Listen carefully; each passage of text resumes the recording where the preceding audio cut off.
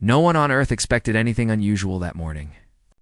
It began like any other day, with people rushing to work, children getting ready for school, and airplanes moving quietly across the sky. But far out in the Pacific Rim, where the blue ocean touched distant coastlines, something strange started to happen. A gentle vibration moved through the water first, almost like a soft heartbeat under the waves. Some fishermen felt their boats rock in an odd rhythm, as if the sea was trying to speak. At first they thought it was normal ocean activity, but the vibrations kept returning every few minutes, each time a little stronger. Scientists at coastal research centers noticed unusual readings from their instruments. Machines that usually tracked earthquakes began to show patterns that didn't match anything they had seen before. The movements were too smooth, too controlled, almost as if someone was shaping them on purpose. A team of researchers in Japan gathered around their screens, puzzled but calm, trying to understand the numbers appearing in bright green lines on their monitors. One scientist suggested it might just be a rare natural phenomenon, but another shook her head. The signals were too evenly spaced, too deliberate to be natural. Across the world, similar readings appeared in labs from California to Australia. No one was alarmed yet, but confusion spread as more reports arrived. The tremors did not behave like normal earthquakes. They came and went in perfect timing, like steps in a carefully planned dance.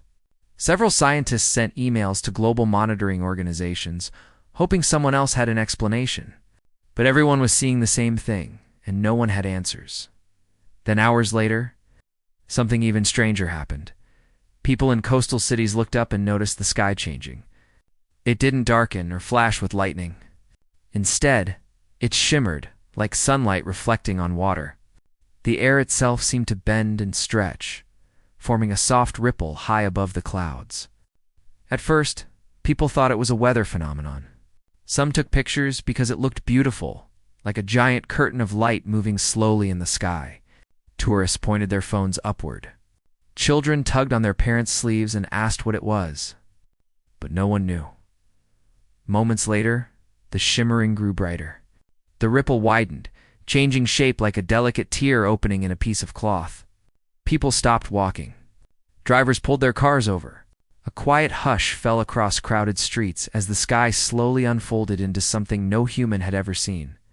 Through the shimmering curtain, a deep glow appeared, soft, steady, and clearly not from any cloud or plane. And then from inside that glowing space, something massive began to emerge. A huge structure drifted forward, moving with incredible smoothness. It didn't make noise or shake the air. Instead, it glided with calm precision, like a whale rising from dark water. Its surface reflected the light in strange patterns, almost like scales or panels shifting in harmony. People stared up, speechless. The structure appeared too large to be a plane, too graceful to be a satellite, and too detailed to be a natural formation. It was beautiful in a mysterious, unfamiliar way. Before long, more of these structures appeared. They came in slow, organized formations, each one gently sliding out from the shimmering doorway in the sky. They were shaped somewhat like large floating hives, with smooth curves and glowing lines moving softly across their surfaces. Although they were enormous, their movements were quiet and calm, almost gentle, as if they meant no direct harm. But the arrival alone was enough to make the world freeze in place. All across Earth, news outlets switched from their regular programming to breaking reports. Broadcasters struggled to describe what they were seeing. No one had ever prepared for something like this. Governments immediately tried to analyze the situation. But communication lines filled quickly as leaders across nations tried to contact one another. Was this a natural event? A technological experiment? Or something far beyond human understanding? In several observatories, astronomers examined the sky tear. Through telescopes, they saw waves of light surrounding the opening, almost like ripples in a pond. Some researchers whispered that the tear looked artificial, as though it had been created with intention and purpose. But no one was ready to say what that purpose might be. Meanwhile, ordinary people reacted in their own ways. Some stood quietly, staring up at the sky with wide eyes. Some whispered to their neighbors, trying to make sense of the shapes drifting overhead. Others hurried to call friends and family, wanting them to look up to. Despite the size of the objects, there was no panic, only a deep shared sense of amazement and confusion. The floating structures were strange, but they moved without force or aggression. They simply existed above the clouds, glowing softly like lanterns in the sky. Then came the signals, across global communication networks. Strange patterns began to repeat, soft pulses of sound and quiet flashes of light that seemed to follow a rhythm. Engineers and digital experts noticed the patterns immediately. They didn't match radio broadcasts from Earth, nor did they resemble natural space noise. The signals were organized, structured, almost musical. Some scientists believe the signals might be a form of language, as more patterns appeared. Several countries joined together to decode them. Linguists listened carefully to the pulses, trying to understand if the signals had repeating phrases. Mathematicians compared the timing of each pattern. Analysts searched for meaning in the soft rise and fall of tones. It was an international effort, carried out with calm cooperation as the world tried to understand the message coming from above. After several hours of study, discovery was made. Hidden within the signals were sequences that resembled decision tree patterns that indicated choice, tension, and direction. The signals were not background noise. They were not accidental. They were communication. Someone or something was speaking to Earth. But even then, the message was not yet clear. The signals were too complex, too unfamiliar for anyone to translate instantly. However, many experts agreed on one thing. The origin of the patterns was likely the large structures floating in the sky. If that was true, then the shimmering tear had indeed opened a path for something intelligent, organized and advanced. News of this discovery spread quickly, but world leaders remained calm. Instead of jumping to conclusions, they began gathering experts to prepare a response. Meetings formed in quiet rooms across different countries. Scientists, linguists, astronomers, and strategists joined together. They spoke carefully, thoughtfully, knowing that every decision mattered. No one wanted to assume anything about the newly arrived visitors. Meanwhile, in homes around the world, families sat together watching their televisions or phones. Children asked if everything would be okay. Parents reassured them gently, explaining that people were working together to understand what was happening. Some communities gathered outside, looking at the sky together, sharing quiet conversations and hopeful thoughts. Through it all, the floating structures simply remained in place. They did not move closer to Earth. They did not send bright lights or loud noises.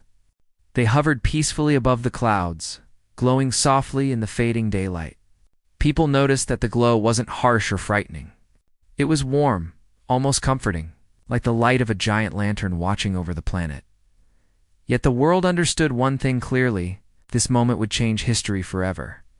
And standing among the shining structures far above the Earth was a presence. Someone watching, observing, studying. She was known to her own kind as a ruler, a guide, and a decision-maker. And Earth was now beneath her attention. But humans did not yet know who she was, or why she had come. All they knew was that the sky had opened, and something extraordinary had stepped through. The world waited quietly, watching the glowing shapes with a mix of wonder and uncertainty. And in that calm, breathless moment, life on Earth unknowingly entered a new chapter, one that would challenge everything humanity thought it understood about the universe. Part 2 began not with fear, but with confusion that slowly spread across the world. As the large floating structures continued to rest quietly in the sky, people and governments tried their best to understand what was happening. Although the visitors did not cause harm, their arrival had unexpected effects on Earth's normal routines. And these changes shaped the next stage of the planet's story.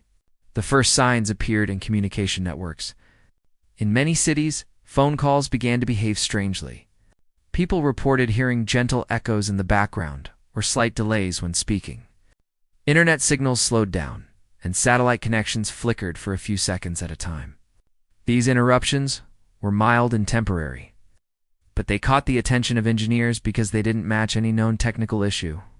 In a large communication center in Singapore, a group of specialists gathered around a glowing screen displaying global network activity. One engineer pointed at a map showing tiny dots of interference scattered across continents. The dots moved like soft waves, rising and fading gently, almost as if responding to something in the sky. The engineers took notes and exchanged ideas calmly. None of them felt alarmed. They were simply determined to learn the cause of the strange patterns.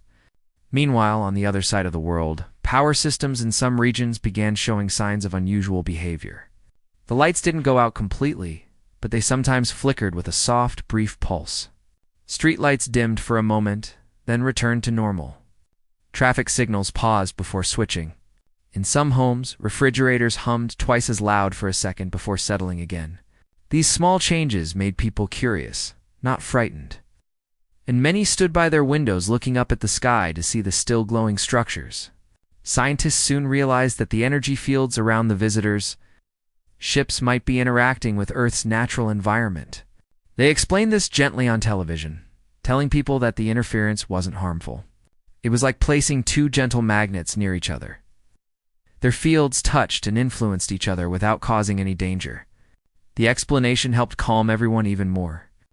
Despite the mild disruptions, life continued almost normally. Schools remained open, shops continued selling groceries, and buses still traveled their usual routes. People simply adjusted to the small surprises, treating them like temporary inconveniences. Children even began giving names to the shimmering structures in the sky. Some called them sky lanterns, others light mountains, and a few imaginative kids named them floating houses.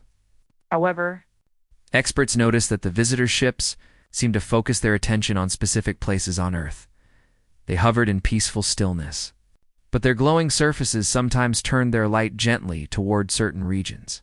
The areas were mostly coastlines, mountain ranges, and old landmarks that had stood for centuries. Scientists found this strange. Why would the visitors be interested in these spots? The locations didn't share weather patterns or signals. They weren't connected by history or geography. But the attention was clear and repetitive. Satellite images later showed that tiny points of soft light occasionally moved along the visitors' ships' surfaces whenever they faced these places. The lights didn't leave the ships, they simply glowed a bit brighter. Observers believed this meant the ships were scanning or studying Earth in some gentle way, perhaps trying to understand its history or natural features. While the scientists studied the sky, everyday citizens shared their own thoughts. Many people gathered in parks and rooftops at sunset to watch the glowing shapes above. Some brought binoculars and shared them with neighbors. Strangers politely exchanged theories. Was this a friendly visit? A cosmic misunderstanding? A scientific mission from far away? Every conversation was filled with curiosity. In one peaceful neighborhood in Brazil, an elderly man sat in a chair outside his home, watching the sky with his granddaughter. She asked him what he thought the visitors wanted. He smiled softly and said that sometimes travelers simply came to learn, and maybe these travelers were no different. His calm words comforted her, and they watched the shimmering sky together until the stars appeared.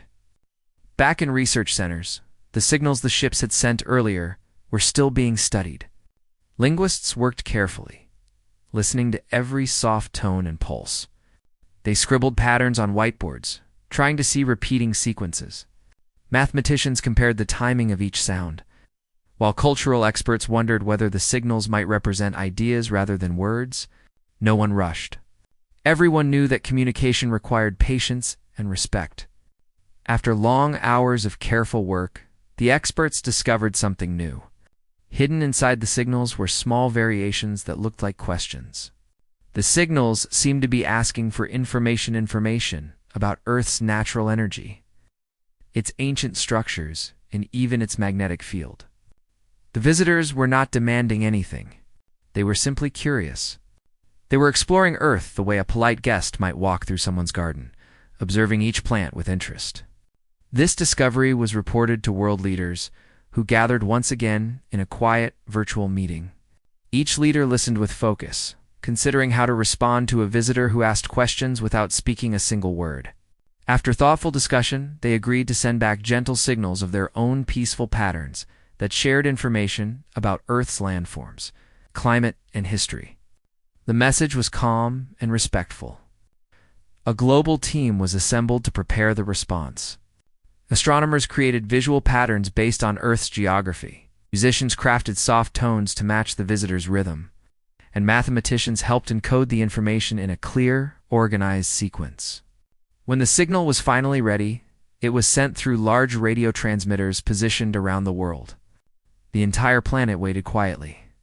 The visitors' ships responded not with movement, but with a warm shift in their glowing surfaces. The light changed color for a moment, turning into a gentle gold shade before returning to its usual soft brightness. Scientists believed this was a sign of acknowledgement, like a nod from someone listening carefully. The next days brought more gentle changes. The ships adjusted their positions slightly, still without moving closer to Earth.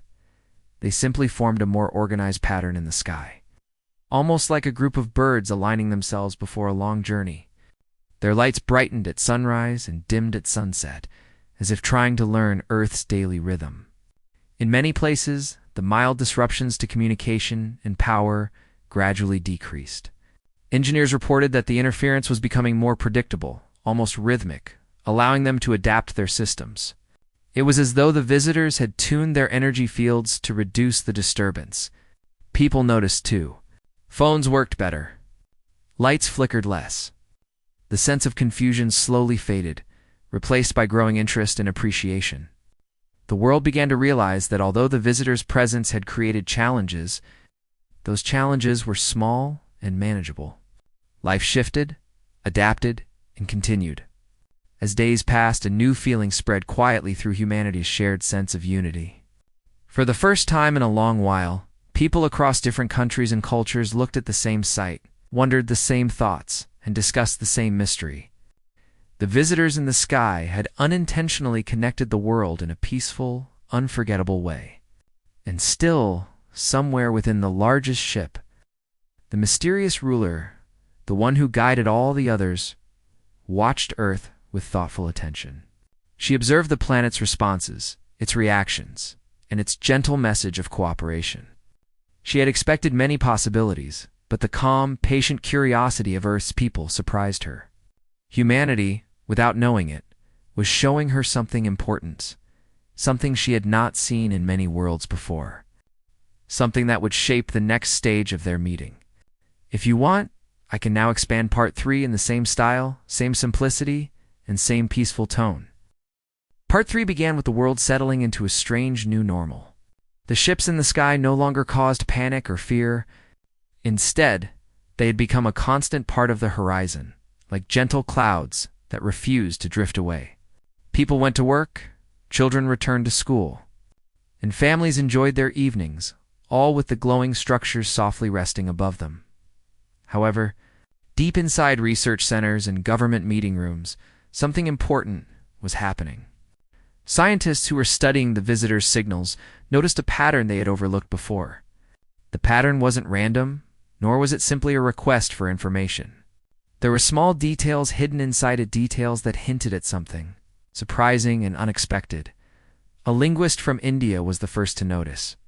She had been listening to the signals for many hours, patiently taking notes. Her screen displayed line after line of soft pulses, each repeating at slightly different tones. While comparing them, she spotted 3 signals that repeated more often than the rest. When she isolated them and played them slowly, they formed a sequence that didn't sound like a question anymore. It sounded like a location. Excited yet calm, she shared her findings with the global team. The team examined her data carefully. When they matched the signal's timing and rhythm to Earth's map, they realized the visitors were focusing on very specific places. These locations weren't chosen at random, they formed a trail. A quiet, hidden trail that circles of scientists had occasionally spoken about in history meetings, but never truly understood. This trail connected ancient sites. Across Earth, old temples, forgotten caves, strange stone structures, and remote mountain valleys, all separated by thousands of kilometers. Yet somehow linked by the same pattern the visitors seemed to be studying. The scientists were careful not to jump to conclusions, but it was clear the visitors were trying to find something. Something old. Something that had been on Earth long before modern buildings, roads, or cities existed. The discovery spread quickly among the research teams. Soon, experts in archaeology joined the meetings, bringing with them maps, photographs, and historical records. They explained that many ancient cultures had stories about bright objects in the sky or visitors from far away. These stories were not about danger. They were tales of knowledge, peace, or mysterious gifts left behind for future generations. Of course, these stories were always treated as myths, told around fires or written in old scrolls. But now, with the glowing ships resting above Earth, people began to wonder if those stories had a deeper meaning. Meanwhile, teams of scientists visited some of the ancient sites mentioned in the signals. They carried simple equipment, cameras, notebooks, and quiet curiosity. Their goal was not to disturb anything but to observe carefully. In the stone carvings of an old temple in Peru, one team found shapes that looked strangely similar to the patterns on the visitors' ships. In a distant valley in Mongolia, another team found symbols that resembled the rhythm of the signals. And in an old library in Egypt, researchers discovered a dusty scroll describing travelers from the heavens, who left something behind and promised to return one day. None of the findings were alarming. They were simply fascinating and slightly mysterious. They made the scientists more certain of one thing. The visitors had been to Earth long, long ago, and whatever they had left behind, they were now trying to locate it again. News of these discoveries reached world leaders. They gathered for calm discussions, considering what this meant. If the visitors were searching for something from their past, then Earth was not just a random stop in their journey. It was part of their history, part of a story that had begun centuries, perhaps millennia before. Humans even knew how wide the universe could be. The leaders agreed to encourage further study. They decided to share updated information freely with the public, allowing people to learn about Earth's ancient sites and their possible connection to the visitors. The world reacted with fascination. Many people started reading about old civilizations, watching documentaries, and visiting local museums to understand Earth's history better. The arrival of the visitors reminded humanity that knowledge mattered, curiosity mattered, and history mattered. As the days passed, the visitors' ships continued to observe quietly. Their glow sometimes softened as if reacting to something they found interesting on the ground. But they never came closer. They maintained the same peaceful distance, never making sudden movements, never causing fear. If anything, their calm presence helped reduce anxiety around the globe. People began to understand that the visitors were not exploring Earth with urgency or force. They were exploring it with patience and respect, while this peaceful study continued. Something unexpected happened at a large observatory in Chile. A group of astronomers was monitoring the sky tear the shimmering doorway the visitors had arrived through. They watched the ripples in the atmosphere carefully, measuring their brightness and movement. Over time, they noticed that the tear was slowly shrinking. Not shutting suddenly, not disappearing abruptly, but gently closing like a curtain being drawn in slow motion. The scientists reported this to world leaders. This meant the path the visitors had taken was not permanent. It was temporary. Eventually, it would close completely. If the visitors needed to return through it, they would have to do so before it shut. And if they were searching for something important, their time on Earth might be limited. This realization added a new sense of purpose to the researchers' work. They continued studying the message patterns with renewed energies, still calm, still peaceful, but more focused. They wanted to understand as much as they could. While the visitors were still here, then something remarkable happened. A group of linguists discovered a new sequence in the signals sequence that sounded more emotional than the rest. It was softer, more melodic, almost like a gentle wave of sound designed to express gratitude. When the team played it repeatedly, they noticed that the tones resembled a peaceful greeting. Like a simple "we understand" or "we see your efforts." If the interpretation was correct, then the visitors were responding to the world's cooperation. They had noticed Earth's attempts to help them. They had understood humanity's curiosity, patience, and respect, and they were acknowledging it. When this discovery was shared with the public, people felt something new, a sense of connection, not based on fear, but on shared curiosity. The world felt smaller in a comforting way. It's like being part of a larger family of unknown travelers. Meanwhile, within the largest ship, the ruler observed all of this quietly. She noted the way humans reacted slowly, thoughtfully, with surprising unity. She had seen many planets during her journey across the stars.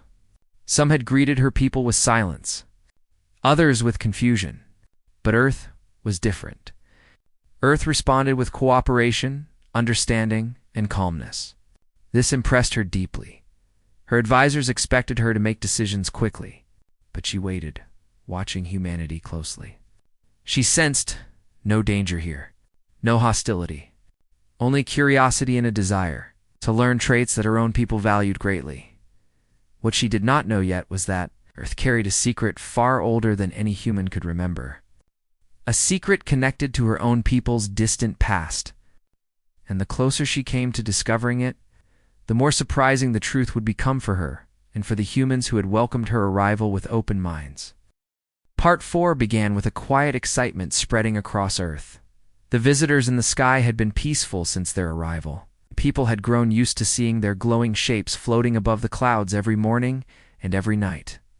They no longer felt strange or mysterious. Instead, they seemed like calm observers who were gently studying Earth without interfering with daily life. But now, something new was happening.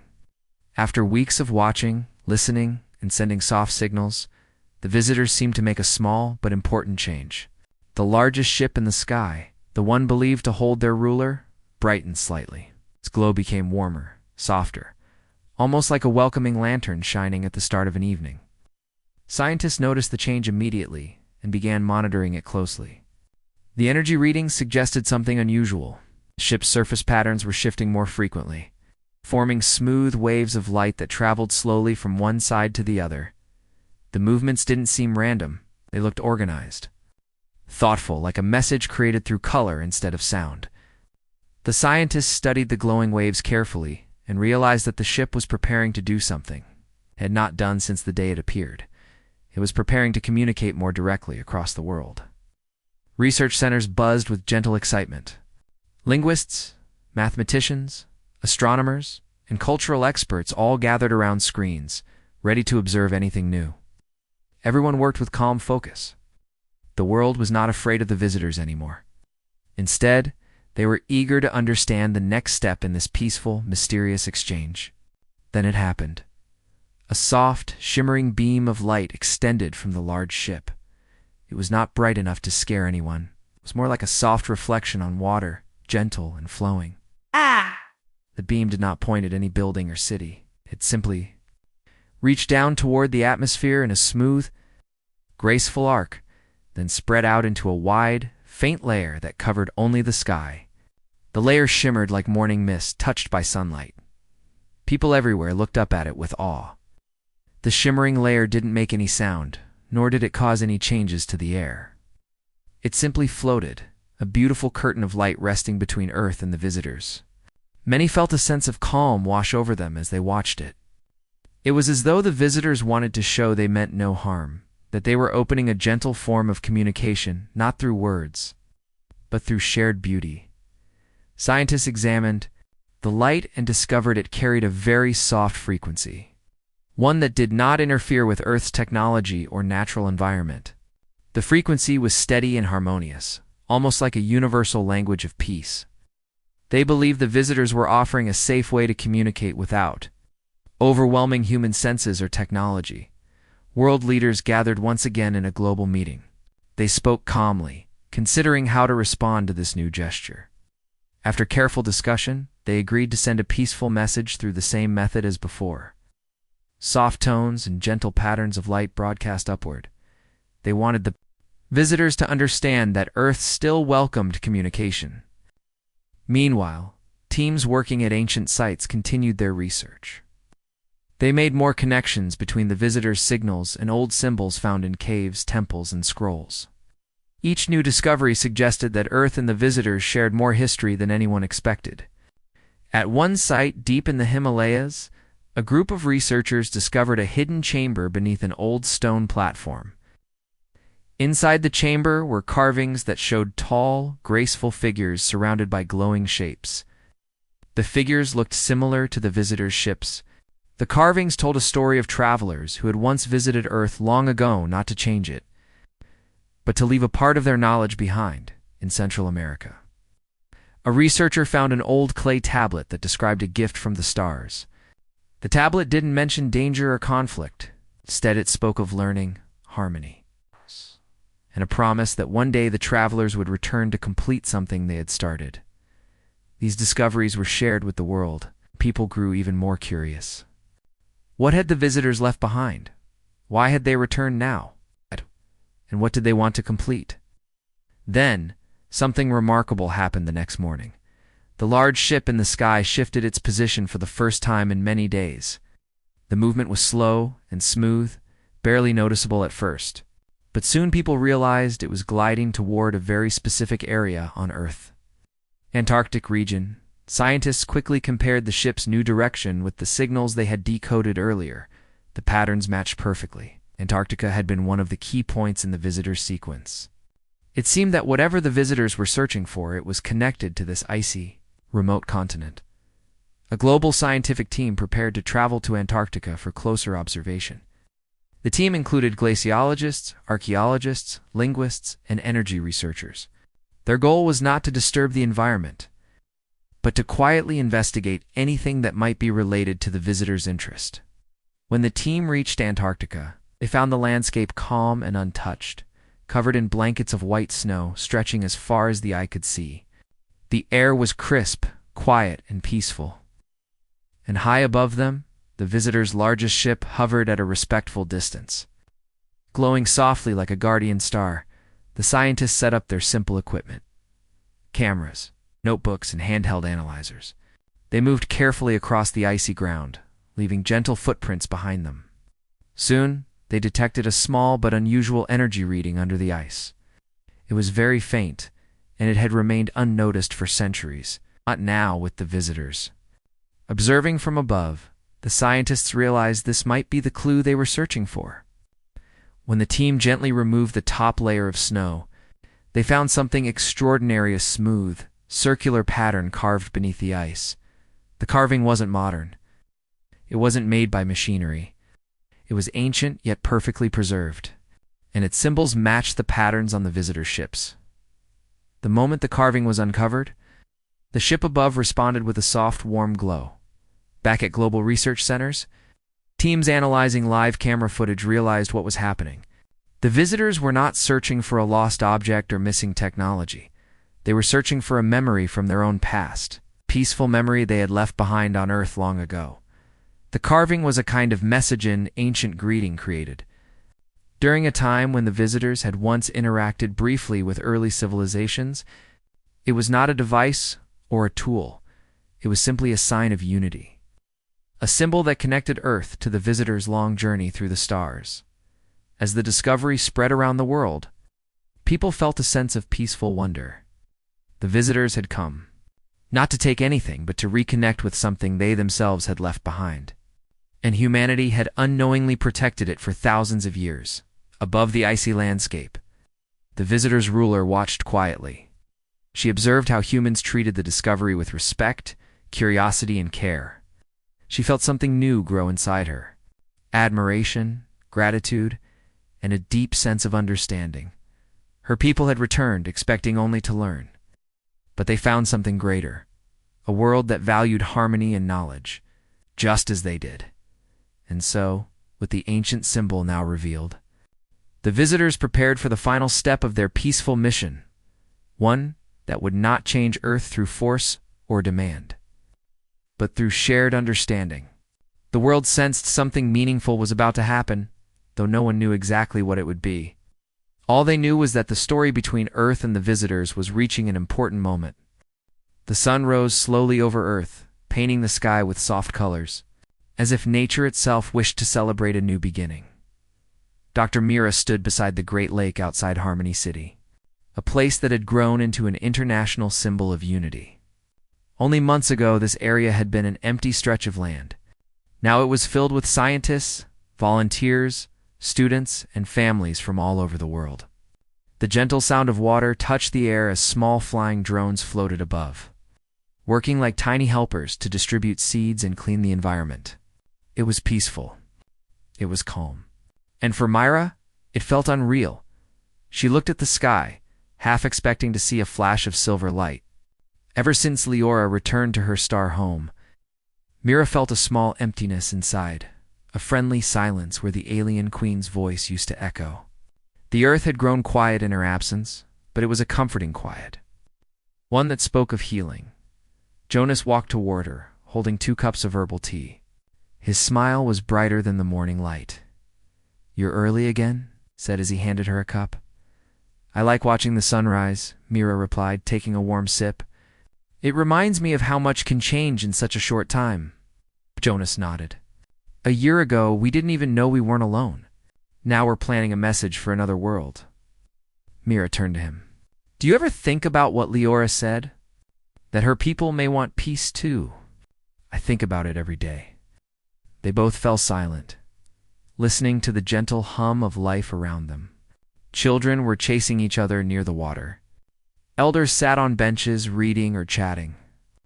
Scientists prepared morning reports in the nearby glass building. There was a sense of hope that felt warm and soft. Like a blanket over the planet, Earth had changed not because it had been forced to, but because it had finally understood how strong it could be when united. A soft wind passed through the trees, carrying with it the faint, sweet scent of blooming flowers.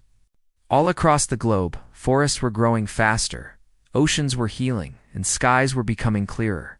The Harmony Code, inspired by the shared experience with Leora, guided every decision. Countries shared resources instead of guarding them. Scientists exchanged ideas freely.